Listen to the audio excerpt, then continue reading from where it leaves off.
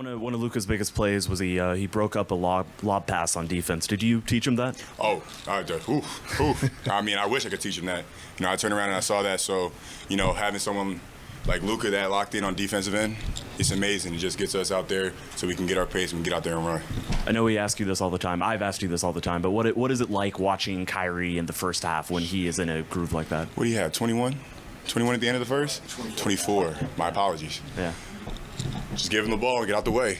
In Kyrie we trust. I always say that. But, just being able to see how locked in he was from the jump, it just made everybody else step up to know that, we got to be able to just try our best, do our best at every possession. We might not be perfect, but move on to the next play, be able to learn, just try to be able to get better. Lots of possessions in this game where Luka was getting two to the ball, Kyrie was getting two to the ball. You were flashing middle, you were making yourself available. I'm curious, as the season's gone on, what have you learned about those possessions, those opportunities, whether it's finishing, whether it's availability? Like, how are you progressing in terms of that kind of situation? I would definitely say just finding the right position, finding the right angle, just being able to try to be able to have Luka to see you so he can get the ball to you. And then just slowing down. Whenever I rush, like I did in the end of the fourth quarter, it's a turnover. But whenever I slow down, take my time, read the play, I try to find the right pass, I try to find the right way to get to a bucket. But, it just comes with it came with a lot of reps, a lot of failures to be able to get this far. I mean, as you're navigating series to series, it feels like these are dramatically different matchups in terms of what they're trying to take away from you guys. How are you feeling in that kind of whiplash going from one 7-game series opponent to another? You always got to be able to adapt, There's always they're going to change their schemes, they're going to change their coverages, they're going to change their plays. You can't be a robot out there. You got to be able to just adapt out there. There's going to be a lot of things thrown at you at the fly, but you can't be stuck in mud. You got to be able to move your feet. You got to be able to move your eyes and just adapt. What are you thinking early on in the game when you're sitting there and watching Kyrie just get in one of his grooves? Wow. Wow. That's what I got to say. He's an amazing player. What he can do with the ball, what he can do without the ball too. He's a great leader. And he's just a person that we all can lean on. No matter if he's having a good game like this or a bad game, he has the same mentality. He has sometimes even more of a voice on the floor. Whenever he gets going like that, he just tries to make everyone around him better. And I think he really does. How much do you pride yourself on being able to guard multiple guys? You run Anthony Edwards, it seemed pretty early, and then obviously you have to go against Defensive Player of the Year and Rudy Gobert. Just learning.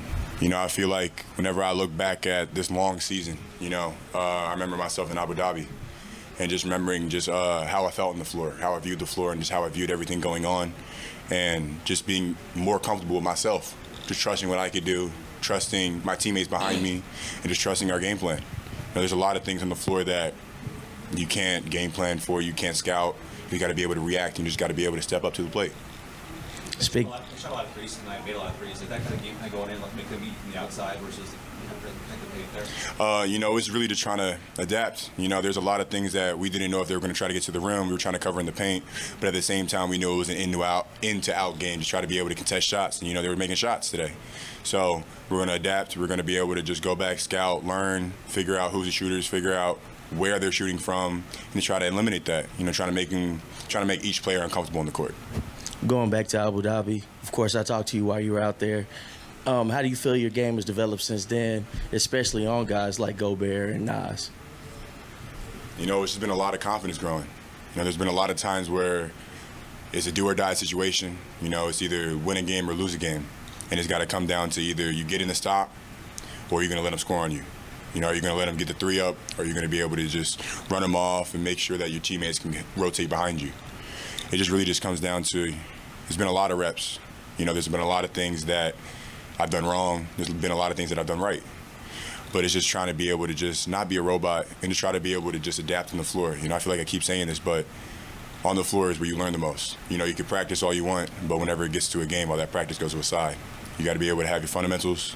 You got to be able to have what your game plan is in your head and what your job is. And that's what I try to do. Try to be able to do the best that I can for my job. You guys finally find yourselves up a game after all the game ones, being behind early. How do you make sure the mindset doesn't change now that you're not chasing? I definitely say instead of, we had our foot on the gas and now we're trying to go through the floor. We're trying to go through the bottom of the car. We're going to get their best shot 2 days from now. We know that.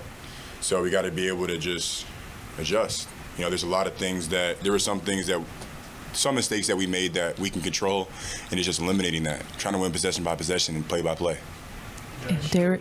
Against Oklahoma City, that you can win without Kyrie and Luka doing crazy things. But how nice is it to have them throw up 64? I'm gonna say they both had 30, right? 30 and 33. When you stuck out there, give them the ball. Get out the way. Just being able to have two offensive masterpieces like them is amazing. You know, I've spent this whole year learning their tempo, what they like, positioning, where in the spots on the floor that they like to go. So I just try to be able to just get them open because, you know, everybody's going to either try to send 1, 2, or 3 at them. So if they're going to throw 2 or 3 at them, I got to be able to make the play. I got to be able to just read the floor. You know, there's going to be times where I get to the bucket. There's going to be times where I pass out to the corner. It's just basketball. You got to be able to just play a game like chess. Dereck, can you share some thoughts of yours? So your rookie year, right away, conference finals, and today was a beautiful atmosphere, like of a perfect playoff game. So can you share some, thoughts that you had when you entered the court, and you know what you just felt during the game? You know, this environment is just so much different from the regular season, and you know, I could definitely say it was different from each playoff run that we've had, not playoff run, each team that we've had to go against. You know, they were loud. There were a lot of people talking. The atmosphere, you could feel it.